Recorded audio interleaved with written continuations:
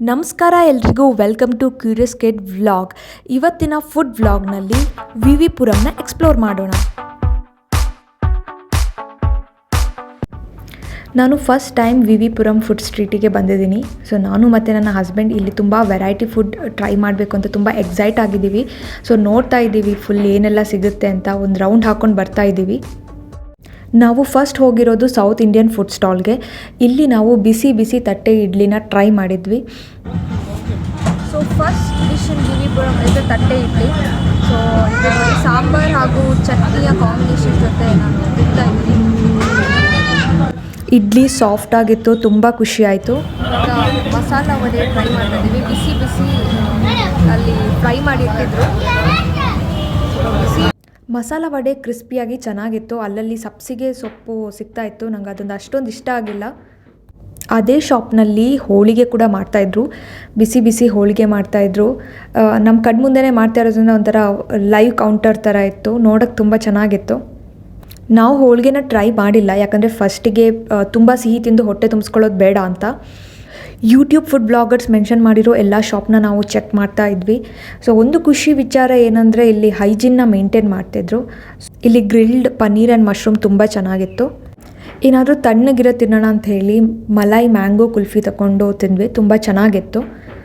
ಇಲ್ಲಿ ಒಂದು ಕಲರ್ಫುಲ್ ಶಾಪ್ನ ನೋಡಿದ್ವಿ. ಇವರ ಫುಡ್ ಪ್ರೆಸೆಂಟೇಷನ್ ತುಂಬ ಚೆನ್ನಾಗಿತ್ತು. ತುಂಬ ವೆರೈಟಿ ಆಫ್ ಚಾಟ್ಸ್ ಇತ್ತು.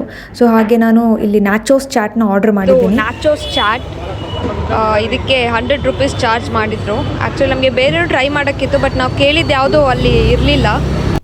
ನೀವು ಪಿಜ್ಜಾ ಲವರ್ ಆಗಿದ್ದರೆ ಇಲ್ಲಿನ ಕುಲ್ಲಟ್ ಪಿಜ್ಜಾನ ಟ್ರೈ ಮಾಡಿ. ತುಂಬ ಡಿಫ್ರೆಂಟ್ ಆದ ಟೇಸ್ಟ್ ಇರುತ್ತೆ.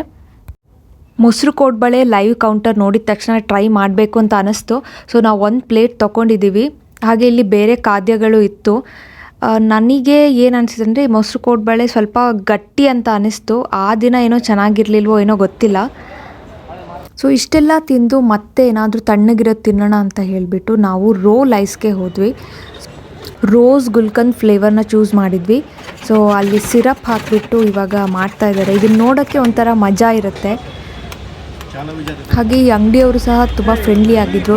ನಾವು ನಮ್ಮ ಚಾನಲ್ ಬಗ್ಗೆ ಹೇಳಿದಾಗ ಅವರು ಸಬ್ಸ್ಕ್ರೈಬ್ ಮಾಡಿದರು. ಸೊ ಹೀಗೆ ಬೇಸ್ ಥರ ಮಾಡಿಬಿಟ್ಟು ಇವಾಗ ರೋಲ್ ಮಾಡ್ತಾರೆ. ಆ ರೋಲ್ ಮಾಡೋದು ನೋಡಿದ್ರೆ ಒಂಥರ ಸ್ಯಾಟಿಸ್ಫ್ಯಾಕ್ಷನ್ ಆಗುತ್ತೆ. ಇದರ ಟೇಸ್ಟ್ ತುಂಬ ಚೆನ್ನಾಗಿತ್ತು. ಇಲ್ಲಿ ನೋಡಿ ನನ್ನ ಹಸ್ಬೆಂಡ್ಸ್ಗೆ ರಿಯಾಕ್ಟ್ ಮಾಡ್ತಾ ಇದ್ದಾರೆ. ಸೊ ಕೊನೆ ಫುಡ್ ಟ್ರೈ ಮಾಡಿದ್ದು ನಾನು ಪಾನಿಪುರಿ, ಎಲ್ಲರ ಫೇವ್ರೆಟ್. ಈ 6 ಫ್ಲೇವರ್ ಪಾನಿಪುರಿ ನೀವು ಎಲ್ಲ ಕಡೆ ನೋಡಿರ್ಬೋದು. ಸೊ ಇದನ್ನು ತಿಂದಮೇಲೆ ಮನಸ್ಸಿಗೆ ಒಂಥರ ಖುಷಿ ಆಯಿತು. ಆಮೇಲೆ ರೋಸ್ ಮಿಲ್ಕ್ನ ಕುಡಿದು ನಾವು ಈ ಫುಡ್ ಬ್ಲಾಗ್ನ ಎಂಡ್ ಮಾಡ್ತಿದ್ವಿ. ನಮ್ಮ ವಿ ಪುರಂ ಫುಡ್ ಹೈಸ್ಟ್ ಇವತ್ತಿಗೆ ಮುಗೀತು. ನಾವು 8 ಐಟಮ್ಸ್ನ ಟೇಸ್ಟ್ ಮಾಡಿದ್ದೀವಿ ಈ ಸಲ. ಸೊ ಮುಂದಿನ ಸಲ ಬಂದಾಗ ಇನ್ನೂ ಹೊಸ ಹೊಸ ಐಟಮ್ಸ್ನ ಟೇಸ್ಟ್ ಮಾಡ್ತೀವಿ.